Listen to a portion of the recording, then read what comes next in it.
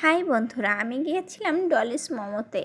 দেখেন ডলিস মোমোটা কত সুন্দর সাজানো। এখানে কিন্তু আপনারা এসে মনের মতো করে ছবি তুলতে পারেন। নিজেদের ঐতিহ্য বজায় রেখে এখানে প্রিন্টগুলো আঁকা, মনে হচ্ছে যেন এক বাঙালি ঐতিহ্য ধারণ করে আছে। মনকে খুবই নাড়া দিচ্ছে। এখানে এসে আমি ভীষণ খুশি। ছোটরা বড়রা প্রত্যেকে এখানে এসে অনেক খুশি হবে।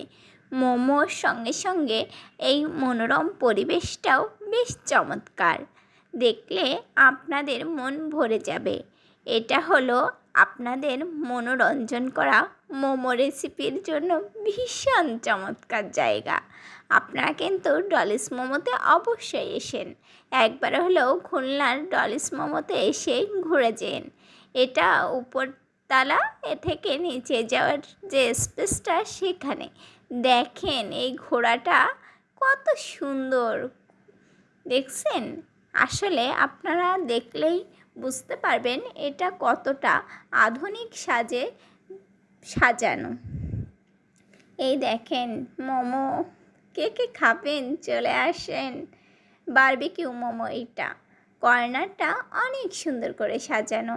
এখানে কিন্তু বেবিদের সৌন্দর্য বাড়ানোর জন্য একটু অ্যাকোরিয়ামও বানানো আছে মাছের।